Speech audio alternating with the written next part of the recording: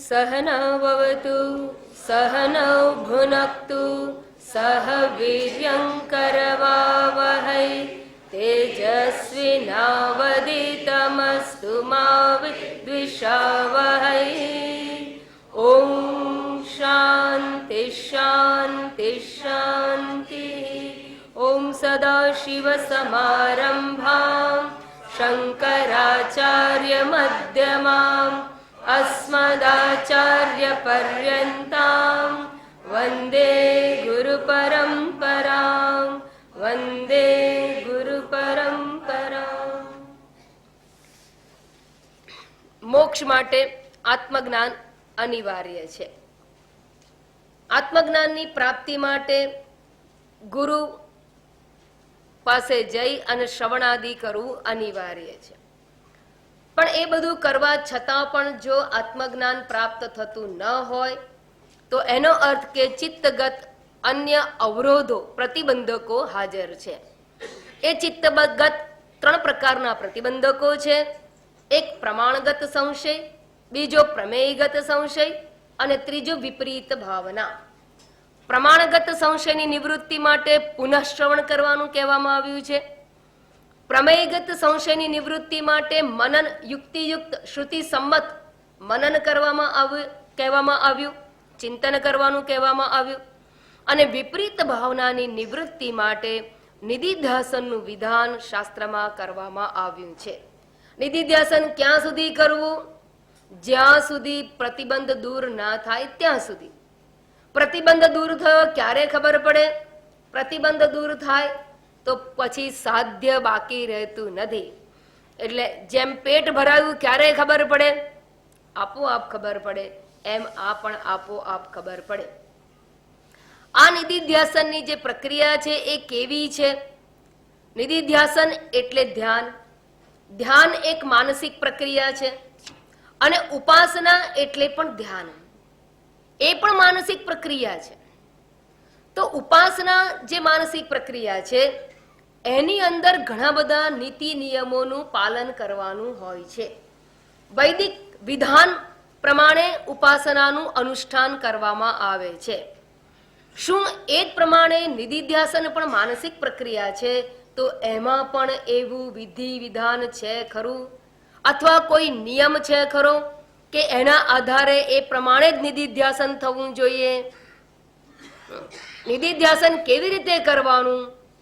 જેમ પૂજા કરવી તો પૂજા માટે વિધાન છે, ષોડશ ઉપચાર પૂજા. અને ષોડશ ઉપચાર પૂજા કરવાની હોય તો સૌથી પહેલા સંકલ્પ, ત્યારથી શરૂ કરવામાં આવે. પછી સ્નાન વગેરે કર્યા પછી ભોજન વગેરે વગેરે વન બાય વન આવે. એવું નહીં કે પહેલા ભગવાનને જમાડી દો, પછી સ્નાન કરાવો, પછી પીવાનું પાણી આપો, એવું ના હોય. એમાં એક વિધિ છે, ક્રમ છે. એ જ પ્રમાણે ધ્યાનની અંદર પણ વિધિ છે, ક્રમ છે. ઉપાસનાની અંદર શું આવો કોઈ નિયમ કે વિધિ આ નિધિધ્યાસનની ક્રિયા વખતે કરવાનું હોય છે ખરું? કારણ કે પહેલા બે પ્રકારના દોષો તો અમારી પાસે નહિવત કે નીલ જેવા છે. અમને શ્રુતિમાં દ્રઢ શ્રદ્ધા છે, શ્રુતિ વાક્યને પ્રમાણ માનીએ છીએ. ગુરુ શાસ્ત્ર વાક્યેષુ વિશ્વાસ અતિવિશ્વાસ અસ્તિ. અને માટે એ પ્રકારના સંશયો અમને નથી. પણ અમને નડે છે શું?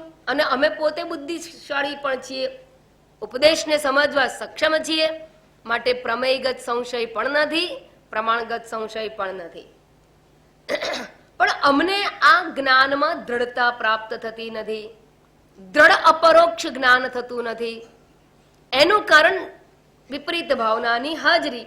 અને એના માટે અમારે નિધિધ્યાસન કરવાનું છે. તો એક સાધના બાકી રહે છે જે નિધિધ્યાસન. અને એ નિધિધ્યાસન હવે કઈ રીતે કરવું, એમાં કોઈ નિયમ છે કે નહીં એ પ્રમાણેનો પ્રશ્ન ચર્ચાઓમાં આવેલો છે. તો ત્યાં અહીંયા વિદ્યારણ્ય સ્વામી ઉપાસના અને નિધિધ્યાસન એટલે ઉપાસના એટલે પણ ધ્યાન અને નિધિધ્યાસન એટલે પણ ધ્યાન. ઉપાસના એટલે સગુણ ઈશ્વર વિષયક ધ્યાન અને નિધિધ્યાસન એટલે નિર્ગુણ આત્મા વિષયક વિચારધારા કે ધ્યાન. તો આ બંનેમાં કયા પ્રકારનો ભેદ છે? તો એમાં જણાવવામાં આવ્યું કે નિયમેન જપમ કુર્યાદ. જો તમારે જપ ધ્યાન કરવાનું હોય તો એ જપ ધ્યાનની અંદર નિયમપૂર્વક થવું જોઈએ. જેવી શાસ્ત્રની આજ્ઞા હોય, વેદ વચન હોય એ પ્રમાણે નિયમપૂર્વક કરવું જોઈએ. સારું. કેટલી વાર કરવું, કેવી રીતે આવર્તન કરવું, જપ કરવાનો કયો હોય તો એક જ જે મંત્ર લીધો હોય એનું જ આવર્તન ને જપ કહેવાય. એવું નહીં કે હું તો એ 33 કરોડ દેવતા છે ને એમાંથી અત્યારે 100 દેવતાઓનું નામ લઉં છું આજે, એટલે હું કેટલી 108 દેવતાનું રોજ રોજ નામ લઉં છું, તો એ જપ કહેવાય કે નહીં? ના કહેવાય. જપ એટલે આવર્તન. તમે શ્રી કૃષ્ણ શરણમ મમ કહો તો એનો જ 108 વખત જપ કરવો પડે. ઓમ નમો ભગવતે વાસુદેવાય બોલો તો એનો જ 108 વખત જપ કરવો પડે. ઓમ નમઃ શિવાય બોલો તો એનો જ 108 વખત જપ કરો તો એક માળા પૂરી થઈ કહેવાય. પછી એક આસને બેસવું, એક સમયે બેસવું, સ્નાન આદિ કરીને બેસવું, આ બધા પ્રકારના નિયમો એની અંદર રહેલા છે. નિયમેન જપમ કુર્યાત. અને પણ આટલા બધા નિયમો હોય, વૈદિક વિધાન કરવામાં આવેલા હોય તો એ કર્મ અમે ના કરીએ તો નથી કરવું, અમારે અમને શ્રદ્ધા નથી કરવું તો અલગ વાત છે, પણ કરો તો નિયમપૂર્વક કરવાનું. અને નિત્ય નૈમિતિક વેદની અંદર બે પ્રકારના નિયમો, બે પ્રકારના કર્મો કહેવામાં આવ્યા છે. એકને નિત્ય નૈમિતિક કર્મ કહેવામાં આવે અને બીજું પ્રાયશ્ચિત અને કામ્ય કર્મ. કુલ 4 પ્રકારના કર્મો છે અને 4 પ્રકારમાંથી 2 ભાગમાં વિભાજિત કરવામાં આવે. નિત્ય નૈમિતિક કર્મ એટલે નિત્ય કર્મ, દરરોજ કરવાના કર્મો. નૈમિતિક કર્મ એટલે પ્રસંગોચિત કરવાના કર્મો. કર્તવ્ય પાલન વગેરે નિત્ય કર્મમાં આવી જાય. નિત્ય સ્નાન શુદ્ધિ એટલે દેહ શુદ્ધિ છે, નિત્ય કર્મ કહેવાય. કર્તવ્યનું પાલન નિત્ય કર્મ કહેવાય.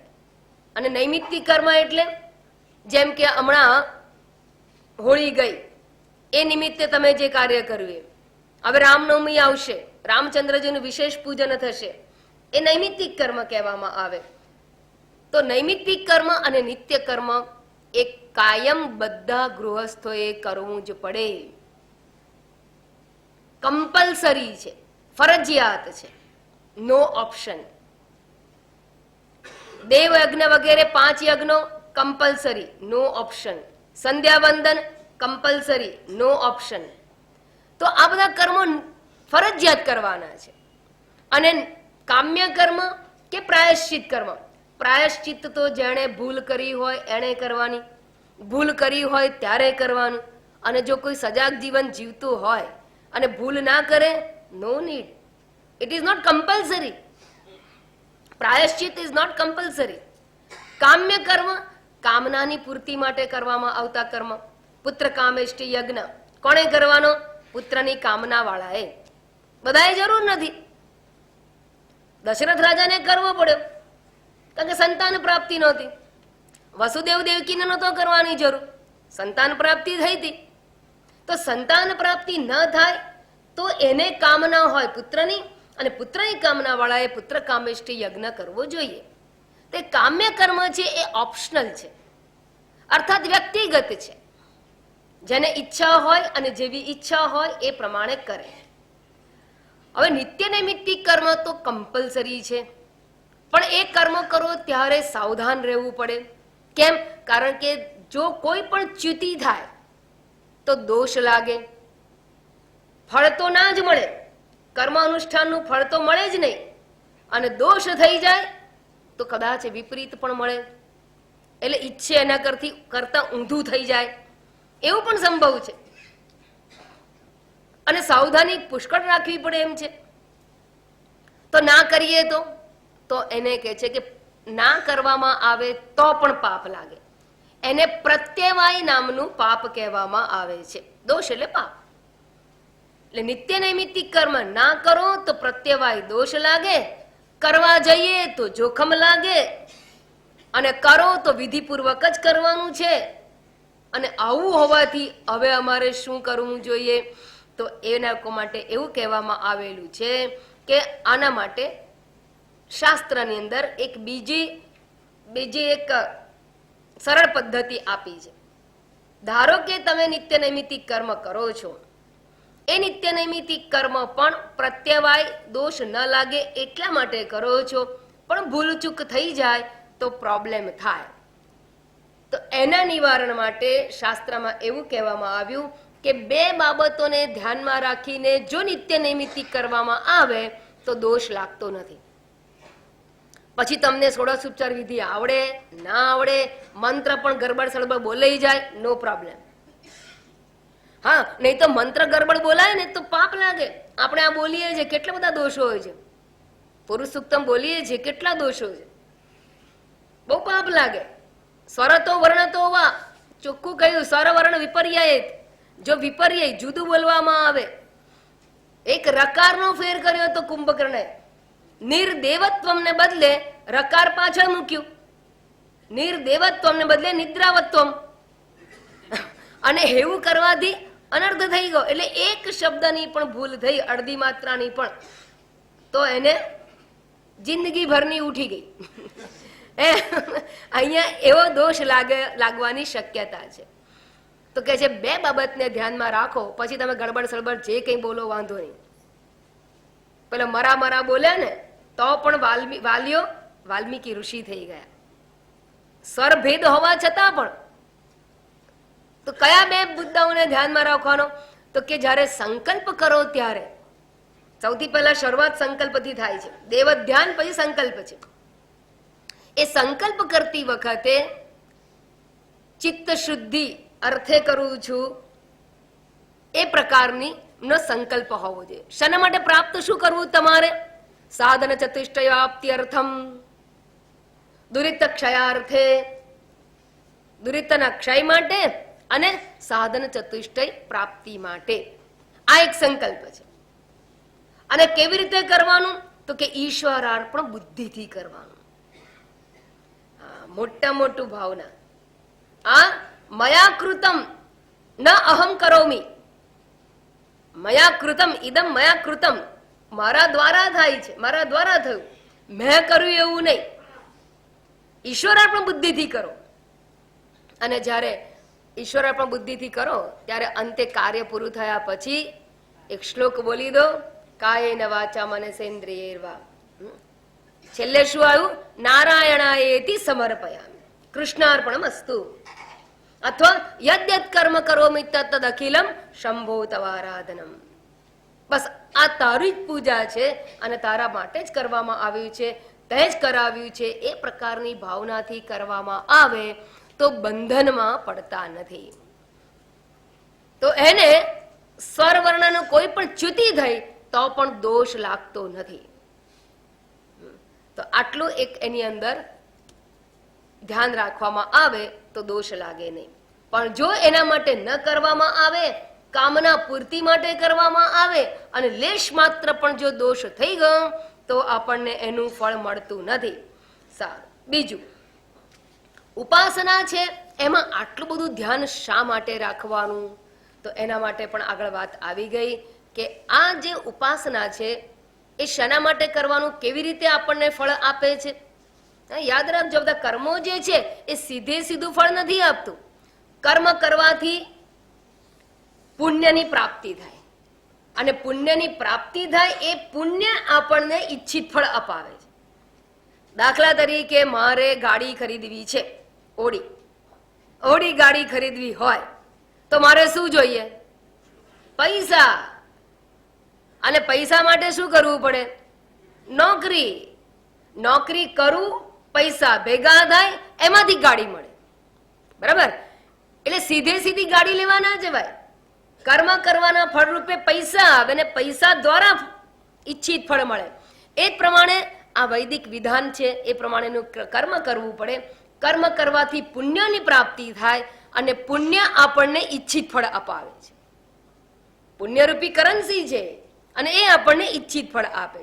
હવે મુદ્દો એ છે કે આ પુણ્ય છે એ રૂપિયાની જેમ તમારા હાથમાં આવે? દેવ પૂજાને અંતે આમ ઢગલો કરીને પુણ્ય આપણા હાથમાં મૂકે ભગવાન? ના. માટે જે પુણ્યની પ્રાપ્તિ થાય છે ને એને અદ્રષ્ટ ફળ કહેવામાં આવે છે. અદ્રષ્ટ છે. આપણને દેખાતું નથી, તો કેવી રીતે માનો છો કે હોય? કોઈ પણ કર્મ ફળ આપે આપે ને આપે, આ સિદ્ધાંત છે. કોઈ પણ કર્મ કરેલું હોય એ ફળીભૂત થાય થાય અને થાય. અને એમાંય તમે જો દેવને માટે કરેલું કર્મ હોય તો એ અનેક ગણું ફળ આપે છે. દાખલા તરીકે એક ગોટલી વાવી હોય, ધરતી માતાને એક ગોટલો આપો, તમને કેટલું આપે છે? અનેક ગોટલા ઉત્પન્ન કરીને આપે છે. બસ આ એના કર્મનો સિદ્ધાંત. કોઈ પણ એક બીજ વાવો, અનેક થઈને બહાર આવે છે. અને માટે દેવ પ્રીત્યર્થે કરેલું જે કર્મ છે એ કર્મ પણ ફળીભૂત થાય થાય અને થાય, અને એના દ્વારા આપણને અદ્રષ્ટની પ્રાપ્તિ થાય છે. અર્થાત ઉપાસના છે એ કોઈક નિશ્ચિત ફળની પ્રાપ્તિ માટે કરવામાં આવે છે. નિશ્ચિત ફળની પ્રાપ્તિ માટે આપણે અદ્રષ્ટ ફળ, અદ્રષ્ટ પ્રયોજન, પ્રયોજન એટલે જ ફળ, અદ્રષ્ટ પ્રયોજન, અદ્રષ્ટ ફળ એટલે કે પુણ્ય, પુણ્યની પ્રાપ્તિ માટે કરવામાં આવે છે. અને માટે એના માટે વિધિ વિધાન નિયમપૂર્વક કરવા જ જોઈએ. પણ હવે નિધિધ્યાસન કેવું છે, એના માટે શું કરવું જોઈએ? એના માટે પણ આ પ્રમાણના કોઈ નીતિ નિયમો છે. અને ગઈકાલે મેં તમને કહ્યું હતું કે દેવયજ્ઞ, પિતૃયજ્ઞ, ઋષિ યજ્ઞ, આ 3 પ્રકારના તર્પણ પણ છે. દેવ તર્પણ, ઋષિ તર્પણ અને પિતૃ તર્પણ. અને એ તર્પણ કરવાનું હોય ને તો જ્યારે જલાંજલિ આપવામાં આવે, પાણી દ્વારા અંજલિ આપવામાં આવે, તો કોઈકને આમ રાખીને આપવામાં આવે, કોઈકને વચ્ચેથી આપવામાં આવે, કોઈકને આમ આપવામાં આવે. એ ક્રિયામાં પણ નિયમ છે. પણ મને તરસ લાગી છે અને હું કોઈ પરબ પર જઉં છું, મારે પાણી કઈ રીતે પીવાનું? આમ પીવાનું કે આમ પીવાનું? હા, કે નળ પાસે આમ? કઈ નિયમ ખરો? ના, કોઈ નિયમ નથી. કેમ? કારણ કે પેલી અંજલિ આપી અને આપણે અદ્રષ્ટ ઉત્પન્ન કરવું છે. અને જ્યારે પાણી પીને મારે શું કરવું છે? તરસ छिपाવી છે. તરસ छिपाવી એને દ્રષ્ટ પ્રયોજન કહેવાય, અને પુણ્યની પ્રાપ્તિ એ અદ્રષ્ટ પ્રયોજન કહેવાય. તો નિધિધ્યાસન અને ઉપાસનામાં આ 2 પ્રકારના તફાવત છે. મુખ્ય તફાવત ફળ સંબંધી છે. અને જેવું લક્ષ્ય હોય એ પ્રમાણે સાધન હોય, સાધ્ય પ્રમાણે સાધન હોય. અને માટે બંનેમાં તફાવત છે. તો હવે નિધિધ્યાસનમાં કેવું હોય છે એ જણાવતા શ્લોક નંબર 117 કહેવામાં આવેલું છે. ક્ષુધૈવ દ્રષ્ટ બાધા કૃત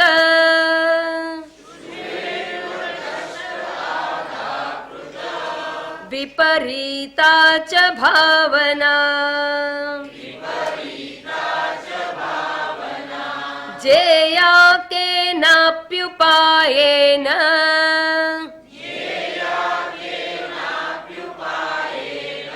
નાસ્ત્યત્રાનુષ્ઠિતે ક્રમઃ.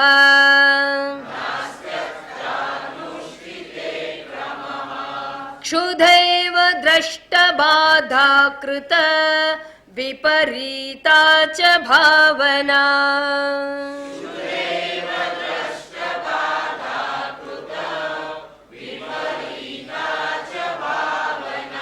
જેયા કેનાપ્યુપાયેન નાસ્ત્યત્રાનુષ્ઠિતે ક્રમઃ.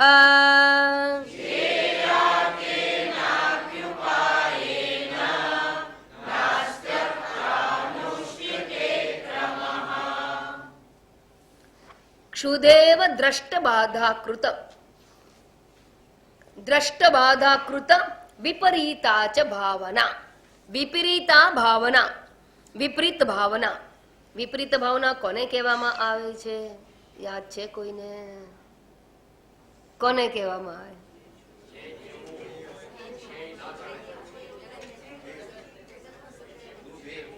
સાંભળી લીધું. પછી બીજું કોઈ?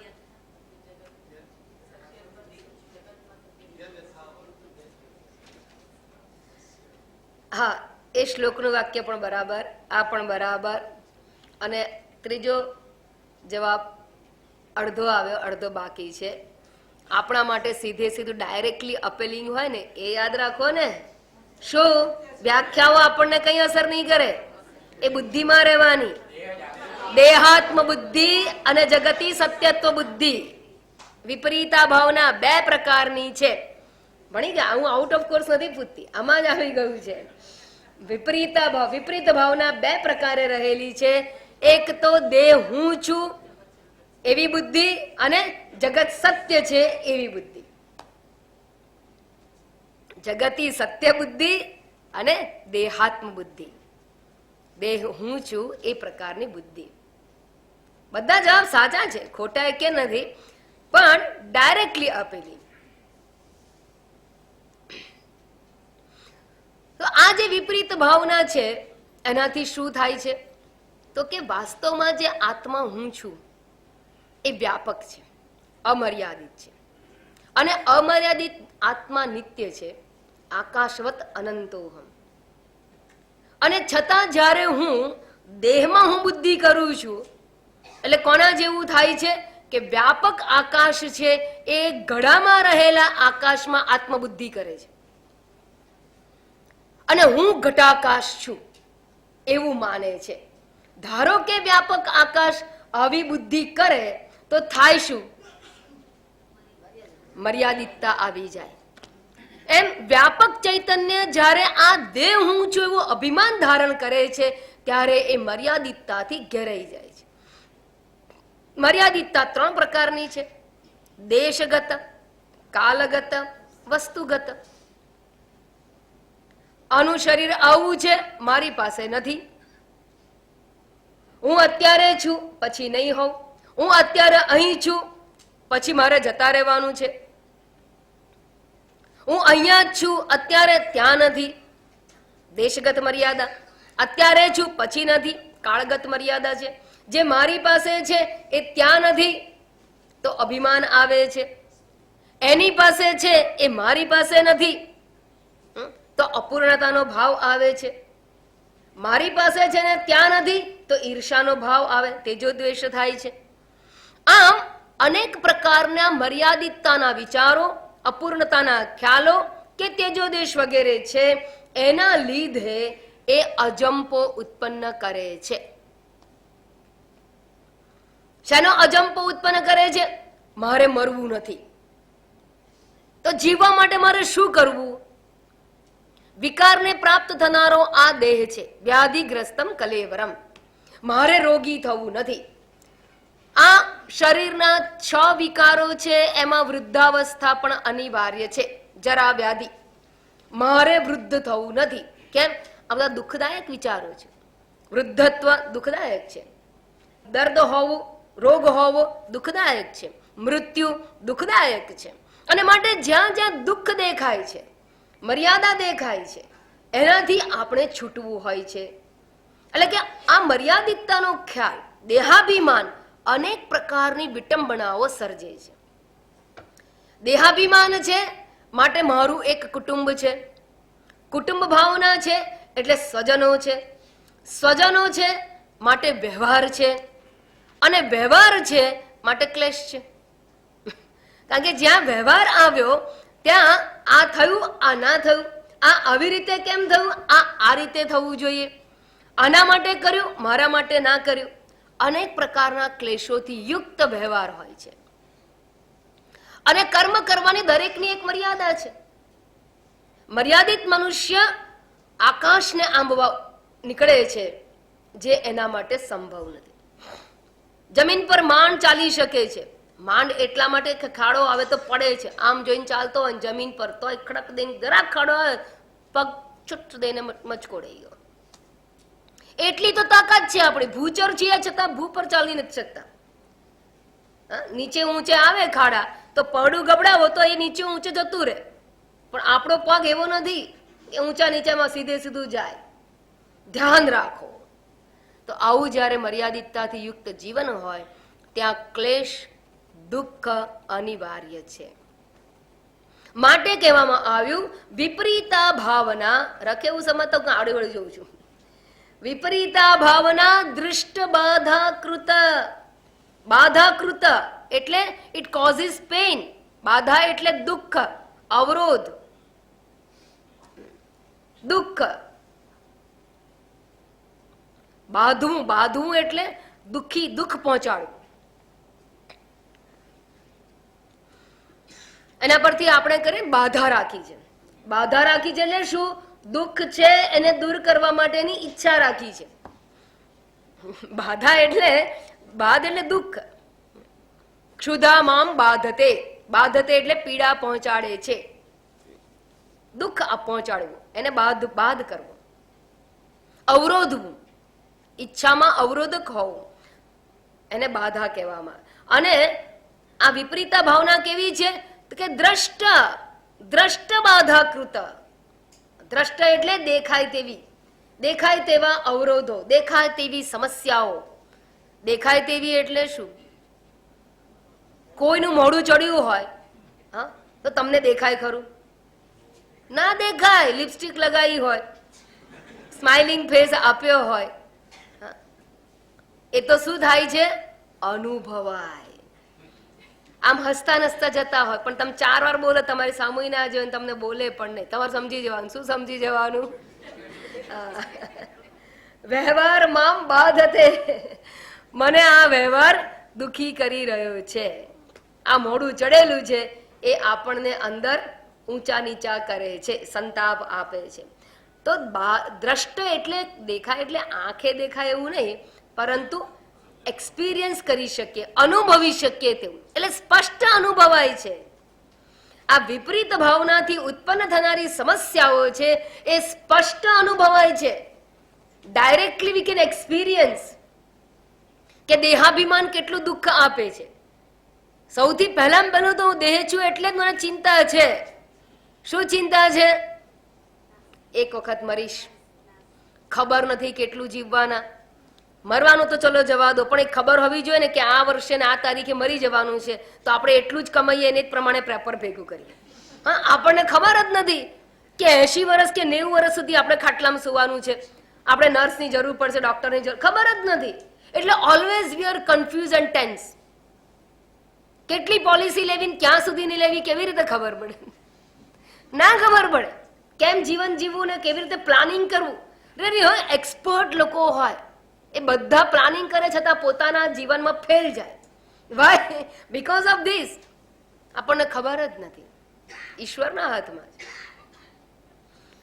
પણ આ બધું કેમ આવે છે? Only because of one reason.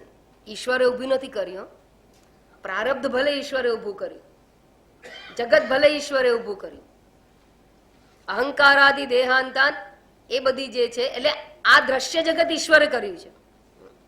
ઈક્ષણાદિ પ્રવેશાંતા સૃષ્ટિ રીશેને કલ્પિતા. પંચદશીમાં જ આવી ગયું ભાઈ. હા, પ્રવેશ, ઈક્ષણથી પ્રવેશ પર્યંતની સૃષ્ટિ ઈશ્વરે કરી છે. એકોહમ બહુશ્યામ ઈશ્વરે સર્જન કર્યું. આ શરીરની રચના ઈશ્વરે કરી. પણ શરીર હું છું એ ઈશ્વરે નથી રચ્યું. એ ઈશ્વરે નથી રચ્યું. નુકસાન શું કરે છે? ઈશ્વરની સૃષ્ટિ નહીં. હા, દેહ હું છું એ તકલીફ આપે છે. This is Vedanta. ઈશ્વરે આવું કેમ બનાવ્યું, આવું પ્રારબ્ધ કેમ રાખ્યું, ગમે તારે મરવાનું એવું આપણને પહેલાથી કહી દીધું હોય તો કેટલું સારું. ડોન્ટ કમ્પ્લેન ભગવાન. વેદાંતિને તો રાઈટ છે જ નહીં. વેદાંતિનો તો પાયો જ એ છે કે અજ્ઞાનજન્ય સમસ્યાઓ છે અને જ્ઞાનથી મારે દૂર કરવાની છે. આ તો વેદાંતિનો પાયો છે. માટે જ જ્ઞાનમાં પ્રવૃત્ત થઈએ છીએ. માટે જ આપણે અધ્યાત્મ ક્ષેત્રમાં પગથિયું ચડીએ છીએ. જો ઈશ્વરે આપેલું જ હોય, સહન કરવાનું જ હોય, તો કોણ ભણવા બેસે અહીંયા? અમે ઉપનિષદ ભણીએ કે પંચદશી ભણીએ, એ કરવાનું જ છે, તો શું કામ ભણીએ? સવારમાં ખોટું ઉઠવામાં કેટલી એ થાય, પહોંચવામાં એ થાય, અને ચા બગાડી હોય તો પતી ગયું પાછું. હવે તો ધ્યાન રહે જ નહીં, ગમે એટલું માતાજી કહેતો હોય. આ બધી સમસ્યામાં કોણ પડે? સમસ્યાથી મુક્તિનો ઉપાય જ્ઞાન છે, એટલે કે અજ્ઞાનજન્ય છે. અજ્ઞાનજન્ય સમસ્યા છે એટલે શું? અજ્ઞાનજન્ય દેહાભિમાન છે, અને એ દેહાભિમાનનો જે થોટ છે એને વિપરીત ભાવના કહેવાય. અને આ વિપરીત ભાવના દ્રષ્ટ દુઃખ, એટલે સીધે સીધું અનુભવાય છે દુઃખ. આપણને કલ્પના કરીને તારણ પર આવવાનું નથી દુઃખ માટે, દુઃખ સીધે સીધું અનુભવાય છે. તો ઇવમ વિપરીતા ભાવના, આ વિપરીત ભાવના જે છે તે દ્રષ્ટ બાધાકૃત, દ્રષ્ટ દુઃખ કાપનારું છે. કોની જેવું? દ્રષ્ટાંત આપે છે. વૈદ્યારણ્ય સ્વામી દ્રષ્ટાંત આપીને પણ આપણને આ વાત કરે છે, ક્ષુધા ઈવ, ભૂખની જેમ. આ ભૂખની જેમ એટલે તમે જો બરાબર, એક એક શબ્દ બહુ કેઝ્યુઅલ દેખાય પણ બહુ સમજપૂર્વક વાપરેલા શબ્દો છે. ક્ષુધા એટલે ભૂખ. તમે ઓફિસેથી 2 વાગે 3 વાગે ઘરે આવો અને ધારો કે પત્ની સૂઈ ગઈ હોય અને પછી તમે ઓડ ટાઈમે, કારણ કે તમારો તો ધંધો જ એવો રહ્યો એટલે ગમે ત્યારે જમવા આવો અને તમે આવીને ભૂખ લાગી છે એટલે જમવાનું તો હોય જ, એટલે કે ચલો થાળી પીરસો. પેલા કે આ ઉઠીએ છે, ક્યાં કે 3 વાગ્યું હોય તો નક્કી ક્યાંક બહારથી સમોસા મંગાવીને ખાઈ લીધા હશે. એટલે પેલી પત્ની બિચારી રિલેક્સ થઈને ઉઠતી, અને જો એ થોડી વાર કરે અને ગરમ કરવા બાકી રાખ્યું હોય અને દાળ ગરમ કરવા મૂકી હોય, મેં કહું થાળી કણ આપું છું, હું કેટલી વાર તને કહેવાનું, આપણે ધીમે બોલો. તમારા તપવાથી દાળ નહીં ઉકળે, ઉકાળી ના રાખવી જોઈએ. મેં મોબાઈલ તો કરી દીધો તો શું થયું? ક્ષુધામામ બાધતે. ભાંગ પેલી નો નથી, પ્રોબ્લેમ અહીંયા છે. કારણ કે સવારથી એટલા કામમાં રહ્યા હોઈએ કે સમોસા મંગાવવાનો સમય ના રહ્યો હોય તો ખાવાનો ક્યાંથી રહ્યો હોય? ક્ષુધામામ બાધતે. આ ક્ષુધા કેવી છે? પેલી પત્નીને ખબર ના પડે. મારા કેવું છે, ભૂખનું દુઃખ હું ડાયરેક્ટલી એક્સપિરિયન્સ કરું છું. મને પોતાને તરત સમજાય છે પણ અન્યને નથી દેખાતું. આ વ્યવહારિક દુઃખો એવા છે, ના કહેવાય ના સહેવાય. અને ધારો કે તમે કહો ને તો કોઈને ખબર પડે જ ખરી કેટલું ટેન્શન હોય છે આપણને. કોઈને તમે કહી તો જુઓ, ના સમજાય ને તમારી માત્રા. કેટલી ડિગ્રી તાવ હોય ને એ સમજાય, પણ કેટલી ડિગ્રીમાં ટેન્શન છે ને you can't measure, you experience it.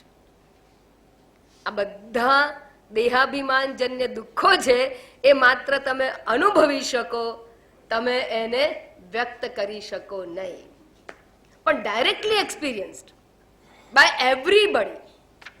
અને માટે અહીંયા કહ્યું દ્રષ્ટ બાધાકૃત.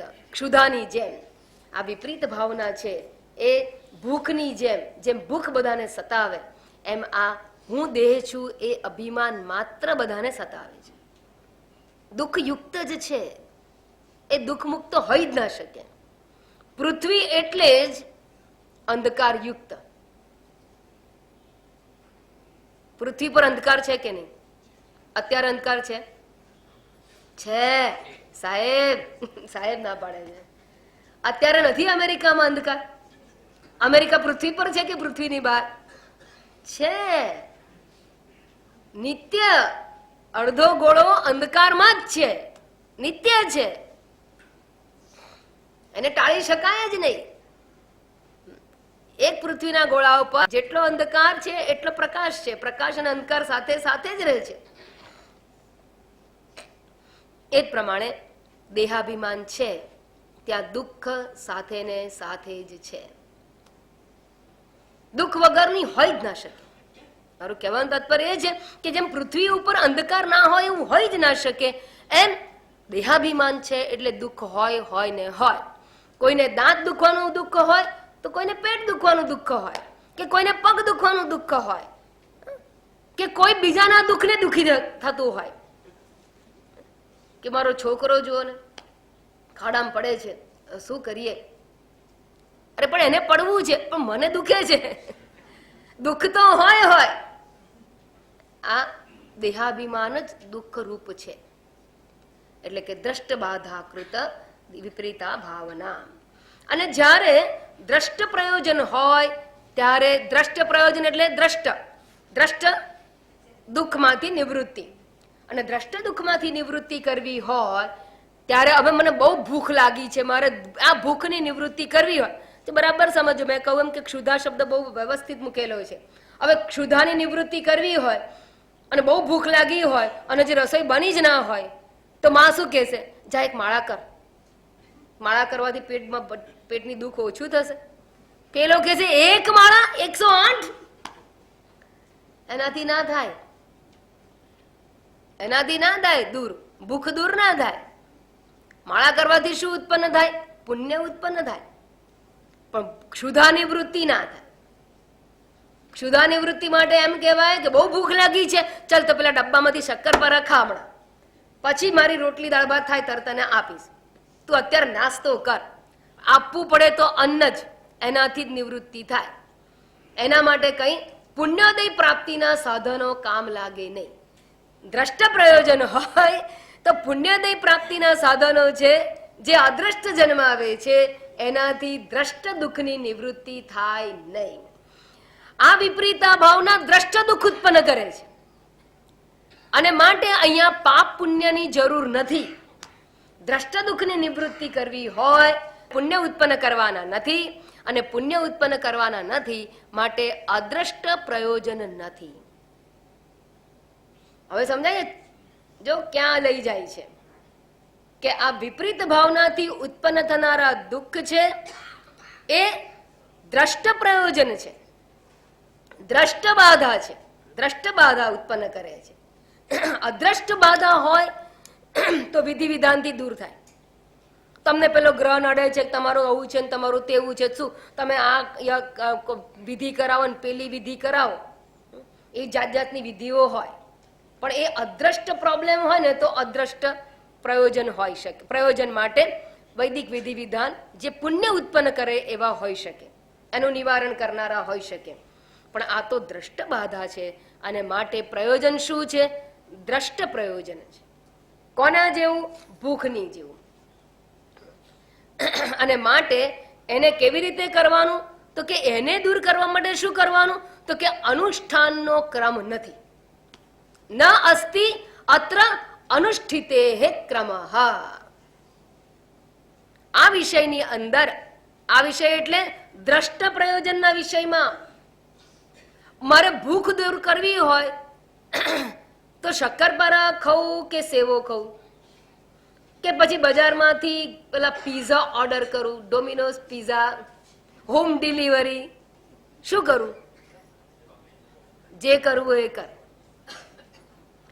હું સોફા પર ટીવી જોતા જોતા ખાઉં વર્લ્ડ કપ, કે પછી કિચનમાં બેસીને ખાઉં?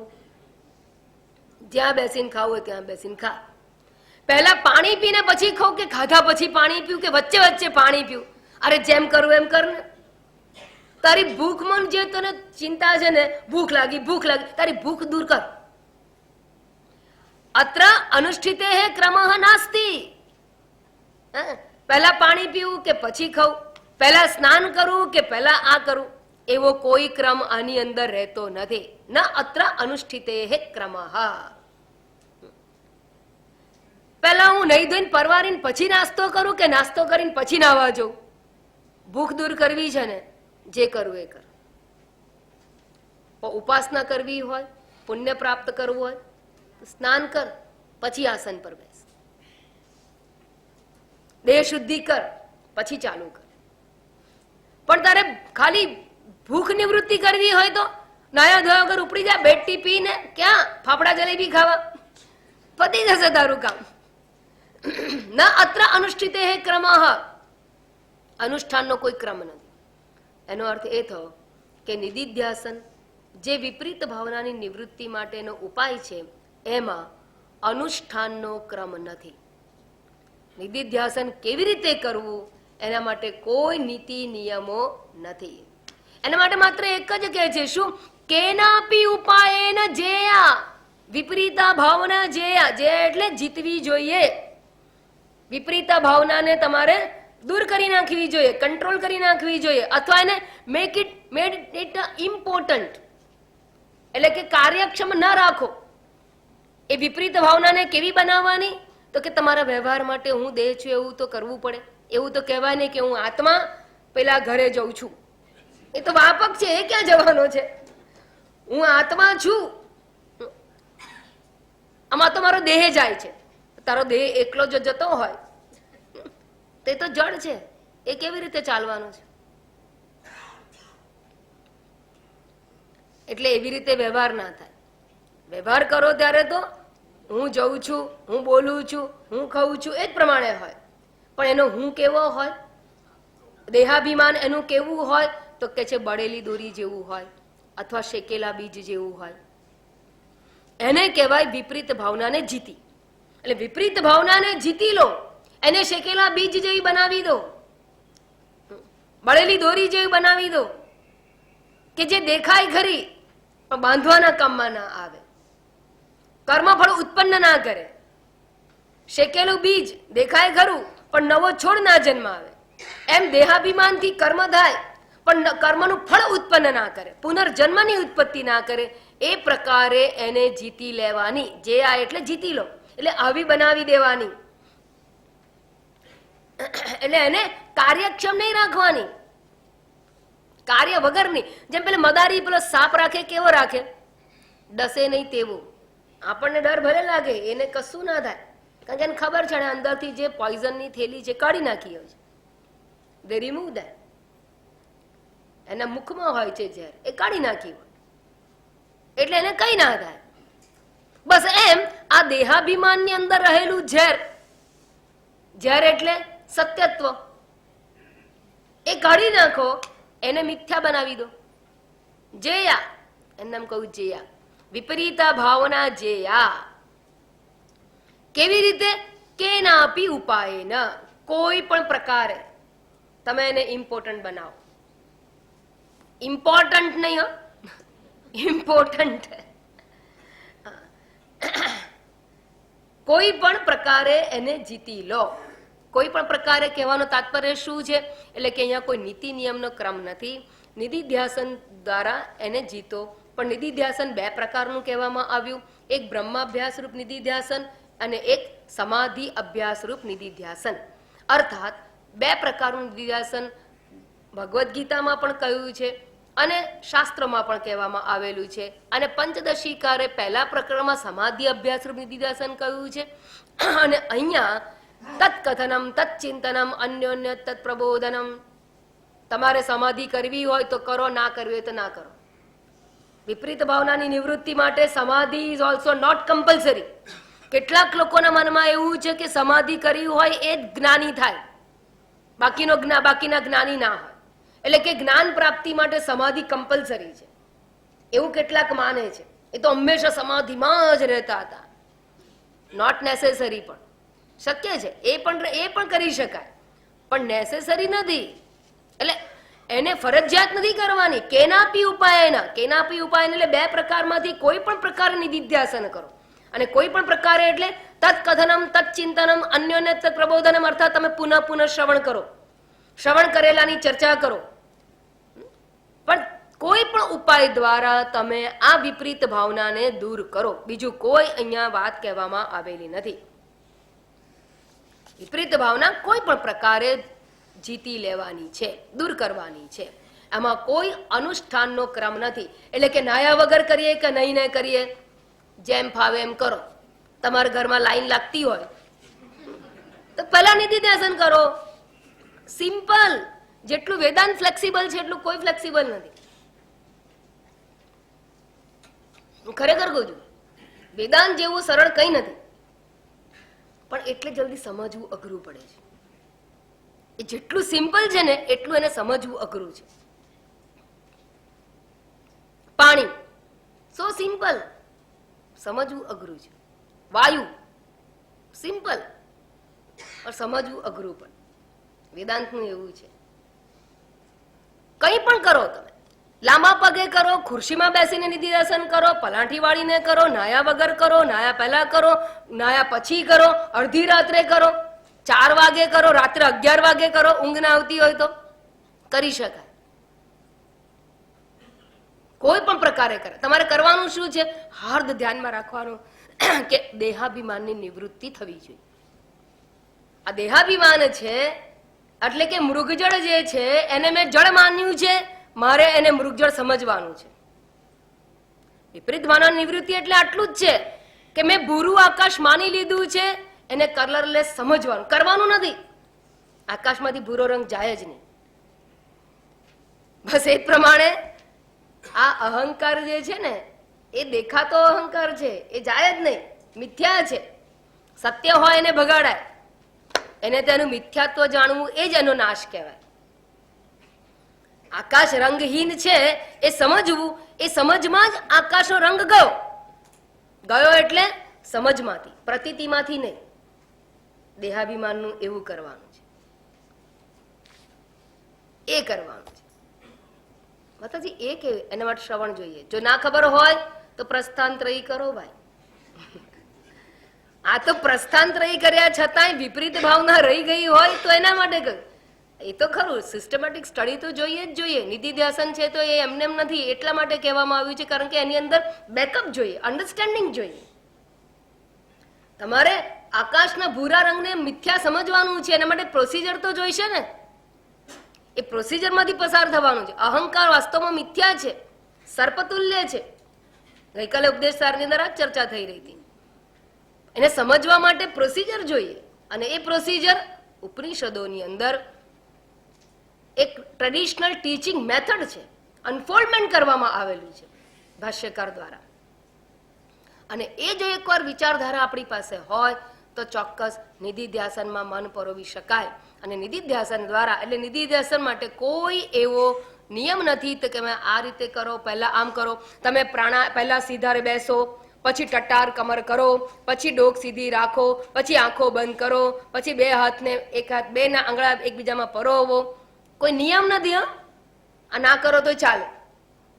પછી પ્રાણાયામ કરો. આ અષ્ટાંગ યોગનો નિયમ નિધિધ્યાસન માટે નથી. કરો તો પણ ચાલે. આપણે કેમ કરીએ છીએ તો પછી?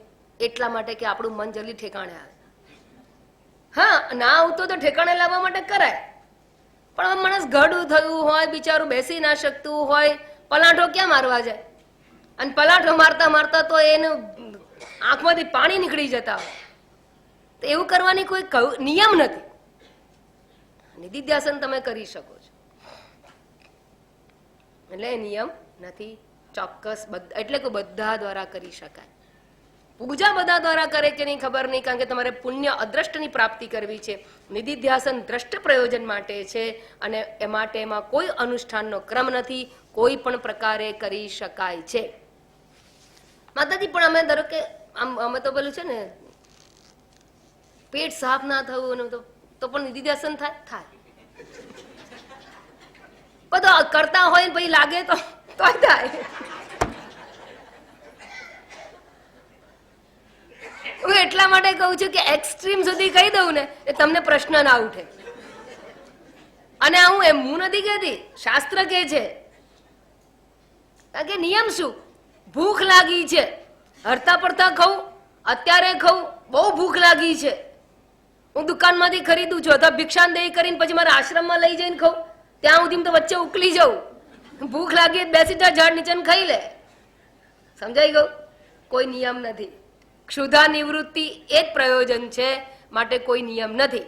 એ દ્રષ્ટ પ્રયોજન હોય તો કોઈ નિયમ ના હોય. નિધિધ્યાસન દ્રષ્ટ પ્રયોજન માટે છે, અને માટે કોઈ નીતિ નિયમ નથી. શ્લોક નંબર 118. ઉપાય પૂર્વમેવોક્તઃ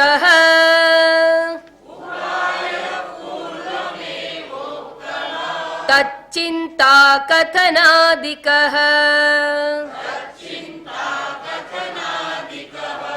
એતદેક પરત્વેપી નિર્બંધો ધ્યાનવન્નહિ ઉપાયઃ પૂર્વમેવોક્તઃ તચ્ચિંતા કથનાદિકઃ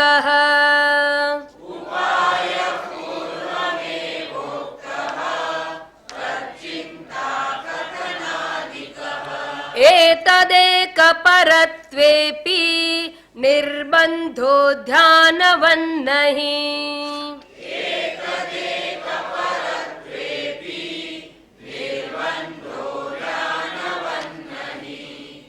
ઉપાય અને અનુસંધાનમાં જ વાત કરે છે.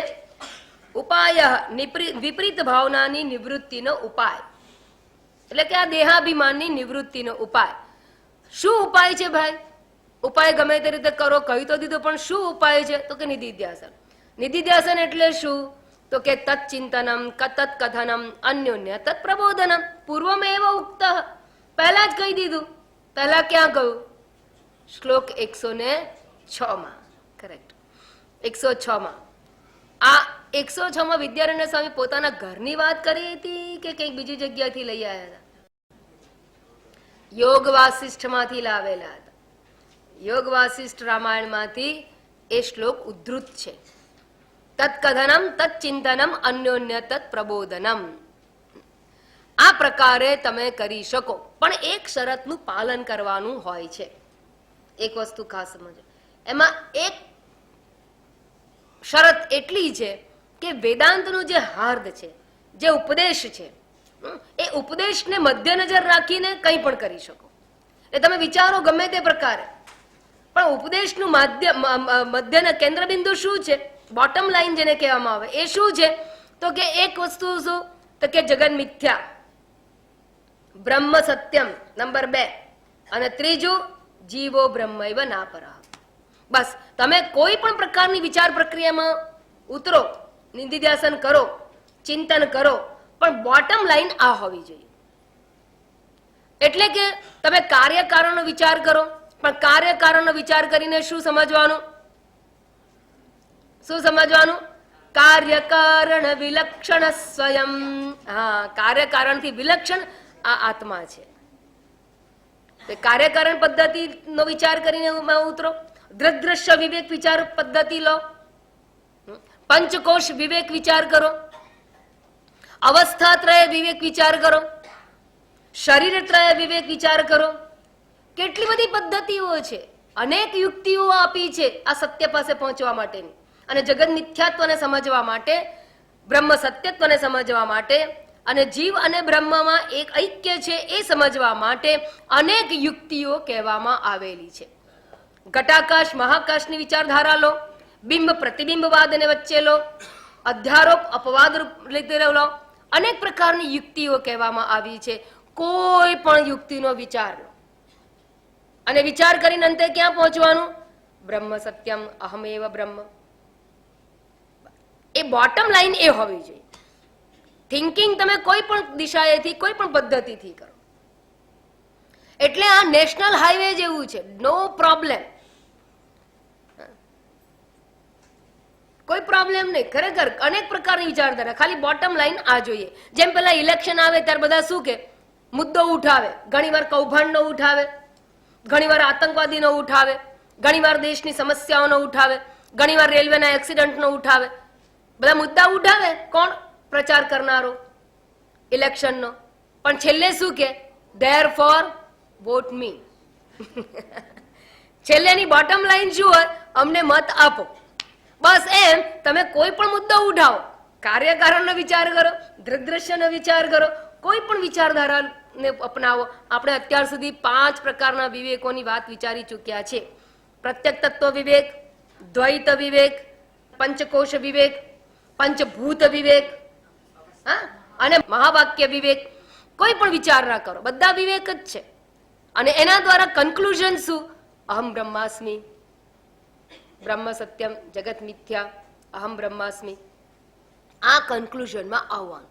આ કેન્દ્ર બિંદુને ધ્યાનમાં રાખીને કોઈ પણ પ્રકારની વિચારધારાને અપનાવો, નો પ્રોબ્લેમ. બરાબર? એટલે કે છે એતદેક પરત્વે અપી નિર્બંધ. એટલે તમે કન્ક્લુઝનમાં આ જ આવો છો. એતદેક પરત્વ. એતદેક પરત્વ એટલે એકાગ્રતા અને એકરૂપ, એક પરત્વ, એક તત્વની અંદર એકાગ્રતા, એક વિચારધારા, સિંગલ પોઇન્ટેડનેસ અને કોન્સન્ટ્રેશન. એ કરવા છતાં પણ નિર્બંધ. નિર્બંધ અર્થાત બંધન, સ્ટ્રેસ, સ્ટ્રેઇન. અહીંયા બંધ એટલે સ્ટ્રેસ કે સ્ટ્રેઇન કે માથાનો દુખાવો.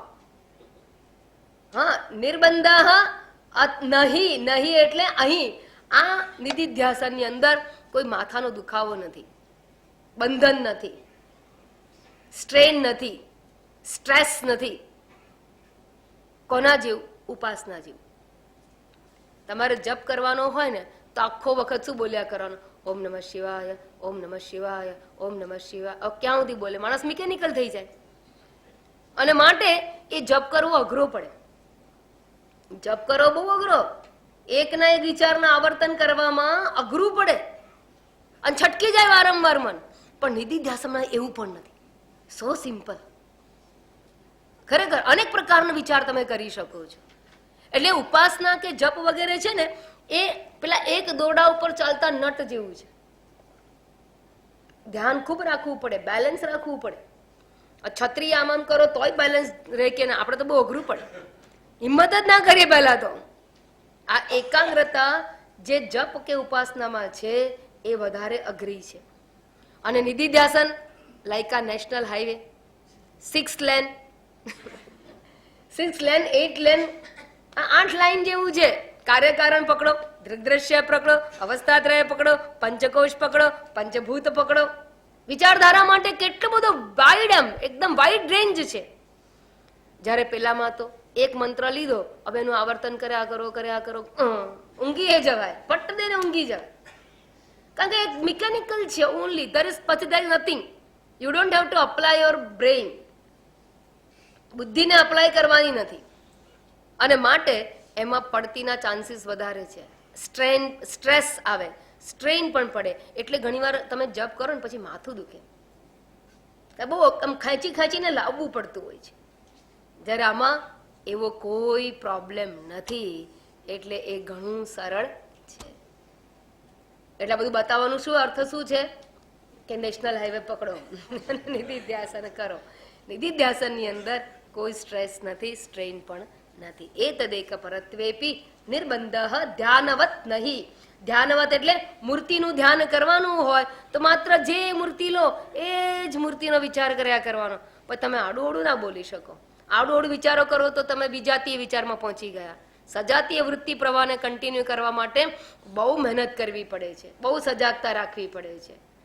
આડું ના કરાય. જ્યારે પેલામાં તો તમે ગમે, બહુ મોટી રેન્જ જ મોટી છે, ખાલી આ બોટમ લાઈન ધ્યાન રાખો, દેટ્સ ઓલ. અને માટે એમાં સ્ટ્રેસ કે ટેન્શન કે સ્ટ્રેન જેવું હોતું નથી. હજી પણ થોડીક ધ્યાન વિશેની વાત કહેવામાં આવે છે. અને બંનેનો તફાવત હજી પણ 2-3 શ્લોકની અંદર હજી આચાર્ય સમજાવશે. એ આપણે નેક્સ્ટ ટાઈમ. ઓમ પૂર્ણમદ પૂર્ણમિદમ પૂર્ણાત પૂર્ણમુદચ્યતે પૂર્ણસ્ય પૂર્ણમાદાય પૂર્ણમેવાવશિષ્યતે. ઓમ શાંતિ શાંતિ શાંતિ. હરિ ઓમ શ્રી